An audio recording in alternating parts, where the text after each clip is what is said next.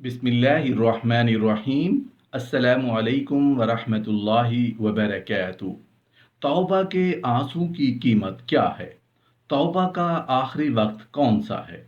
मोहतरम नाजरीन, अल्लाह सुब्हानहू व तआला ने एक गुनहगार इंसान को किस वक्त तक तौबा करने का मौका दिया हुआ है, जिसके बाद उसके लिए तौबा कोई फ़ायदा नहीं देती। वो कौन सा लम्हा है जिस वक्त तक इंसान अपने किए हुए गुनाहों पर नादिम होकर अल्लाह की तरफ रुजू का कदम उठा ले तो अल्लाह ताला उसकी ये तौबा कबूल फरमा देता है।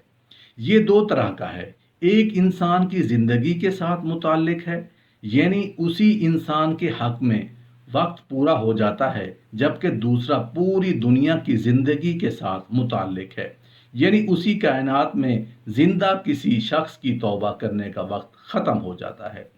नंबर वन, इंसान से मुतालिक हर इंसान पर एक ऐसी हालत आती है कि वो उसके लिए तौबा का आखिरी लम्हा समझा जाता है। उस वक्त तक किसी भी शख्स के लिए तौबा करने की गुंजाइश बाकी रहती है। ये लम्हा और तौबा के बगैर गुजर गया तो अब उस शख्स के लिए तौबा का दरवाज़ा बंद हो जाता है। वो हालत गरगरा कहलाता है, यानी हयात इंसानी के बिल्कुल आखिरी लम्हात जिसमें उखरवी आसार शुरू हो जाते हैं। ये अल्लाह ताला के हद दर्जा की मेहरबानी है कि ज़िंदगी के आखिरी लम्हे तक तौबा का दरवाज़ा खुला रखा है। अब हालत गरगरा तक भी अगर किसी इंसान को अपनी निजात की फ़िक्र नहीं है तो ये किसी का कसूर होगा। नंबर टू, इसका मतलब ये है कि पूरी कायनात में मौजूद तमाम इंस जिन के लिए कौन सा वक्त है जिसके बाद अमूमी तौर पर हर शख्स के लिए तौबा का दरवाज़ा बंद हो जाता है। तो ये वक्त होगा जबकि सूरज मशरिक की बजाय मगरिब के उफक पर नमूदार हो जाए। जब ऐसा हो जाएगा तो उस वक्त एक शख्स साहे कितना रो दा धोना शुरू कर दे, किसी से भी तौबा कबूल नहीं की जाएगी।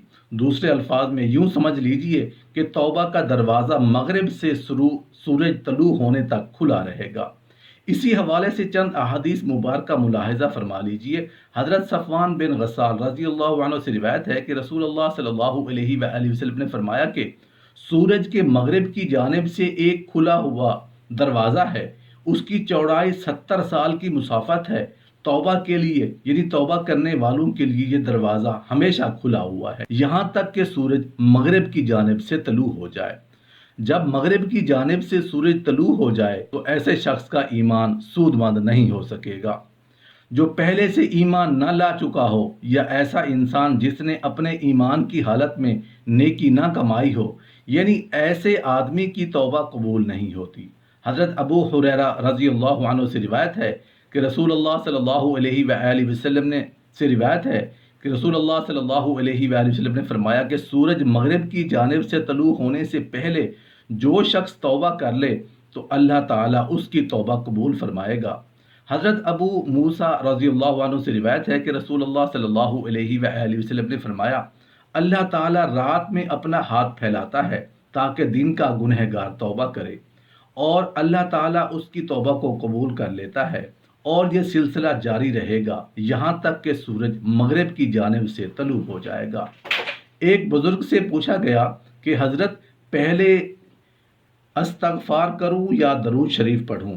तो उन्होंने फरमाया कि भाई, जब कपड़ा गंदा मैला हो जाए तो पहले धोया जाता है और बाद में खुशबू लगाई जाती है। तो अस्तगफार से सफाई हासिल होती है और दरूद शरीफ से खुशबू हासिल होती है। इसलिए अस्तगफार पहले पढ़ा करो और दरूद शरीफ बाद में।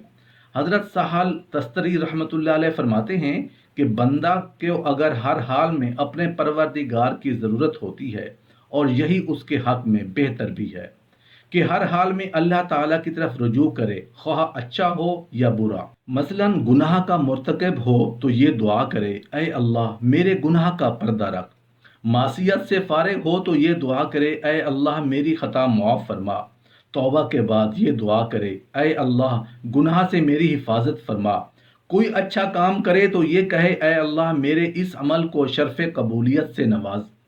उससे किसी ने दरियाफ्त किया कि वो अस्तगफार कौन सा है जिससे गुनाह मुआफ़ होते हैं? आपने जवाब दिया, अस्तगफार की इब्तदा استجابت ہے اور اس کے بعد انابت ہے اور پھر توبہ۔ استجابت سے اعضاء کے اعمال مراد ہیں اور انابت سے قلوب کے اعمال۔ توبہ یہ ہے کہ مخلوق سے لا تعلق ہو کر اللہ تعالیٰ کی طرف متوجہ ہو جائے اور جس گناہ میں مبتلا ہے اس کی مغفرت طلب کرے، نیم کفران نعمت اور ترک شکر جیسی خطاؤں کی بخشش چاہے۔ امید ہے کہ اس کے بعد مغفرت ہو جائے گی اور رب العالمین کے پاس اچھا ٹھکانہ مل جائے گا۔ اگر ذکر کی حالت میں کچھ آنسو بھی نکل آئیں اور تنہائی میں ہو تو یہ آنسو قیامت کے دن ہمیں عرش کا سایہ دلائیں گے۔ اللہ کی محبت کے جو آنسو ہیں ان پر ستارے رشک کرتے ہیں۔ جب کوئی گنہگار بندہ روتے روتے اپنی مغفرت مانگتا ہے تو اس کے رونے اور گڑ گڑانے کا، اس کے آنسوں کا اللہ کے نزدیک کیا مقام ہے۔ علامہ آلوسی بغدادی رحمۃ اللہ علیہ نے سورہ انا انزلنا کی تفسیر میں ایک حدیث قدسی نقل کی ہے۔ حدیث قدسی کے بارے میں محدثین فرماتے ہیں کہ وہ کلام نبوت ہے جو زبان نبوت سے ادا ہوا ہو، لیکن نبی کریم صلی اللہ علیہ وآلہ وسلم یہ نسبت کر دے کہ اللہ تعالیٰ نے یہ فرمایا ہے۔ حدیث قدسی میں اللہ تعالیٰ کے ارشاد ہے، گناہ گار کا نالہ اور ان کا رونا اور گڑ گڑا کر مجھ سے معافی مانگنا اور ان کی آہوزاری اور اشک باری مجھے تسبیح پڑھنے والوں کو سبحان اللہ سے زیادہ محبوب ہے۔ مولانا رومی رحمۃ اللہ علیہ فرماتے ہیں، اللہ تعالیٰ گناہ گاروں کی ندامت کے آنسوں کو شہید کے خون کے برابر وزن کرتے ہیں۔ اور مولانا رومی خود اس کی شرح میں فرماتے ہیں کہ اس کی وجہ یہ ہے کہ ندامت کے یہ آنسو پانی نہیں ہے بلکہ یہ جگر کا خون ہے۔ خوف خدا سے جب جگر کا خون پانی بن جاتا ہے تب وہ آنسو بن کر نکلتا ہے۔ اولیاء اللہ کا توبہ و استغفار۔ اولیاء اللہ صغیرہ اور کبیرہ گناہ سے اکثر محفوظ ہوتے ہیں۔ بالفرض اگر کسی سے ہو بھی جائے تو وہ گناہ پر اصرار نہیں کرتے بلکہ فوراً توبہ کر کے استغفار پڑھتے ہیں، جیسا سورہ آل عمران کی آیت نمبر 135 میں ہے۔ اور ایک ایسے لوگ ہیں جب کوئی ایسا کام کر گزرتے ہیں جس میں دوسروں پر زیادتی ہو یا کوئی گناہ کر کے خاص اپنی ذات کا نقصان کرتے ہیں تو فوراً اللہ تعالیٰ کی عظمت اور عذاب کو یاد کر لیتے ہیں، پھر اپنے گناہوں کی معافی چاہتے ہیں۔ لیکن اگر خلاف اولا اور ترک مستحجابات اور دونوں تھوڑی دیر کے لیے غفلت آ جائے اور توجہ قلب غیر اللہ کی طرف ہو جائے تو یہ بھی گناہ سے کم نہیں سمجھتے اور ان سے توبہ و استغفار کرتے ہیں، اور جب نیک اعمال اور عبادات کرتے ہیں تو وہ بھی ڈر کر کرتے ہیں کہ ہمارے یہ اعمال اللہ تعالیٰ کے دربار کی شان میں خلاف نہ ہو جائیں، تو اس کے لیے اپنی عبادات پر بھی استغفار کرتے ہیں، یعنی اپنی عبادات کو اکمل ہونے کے باوجود اکمل نہیں سمجھتے۔ امام غزالی رحمۃ اللہ علیہ نے احیاء العلوم میں فرمایا کہ گناہوں پر اقدام کے 3 درجے ہیں۔ پہلا یہ کہ کسی گناہ کو کبھی ارتکاب نہ ہو، دوسرا درجہ یہ ہے کہ گناہوں پر اقدام کرے پھر ان پر اصرار جاری رہے، کبھی ان پر ندامت اور ان کو ترک خیال نہ آئے، یہ درجہ شیاطین کا ہے۔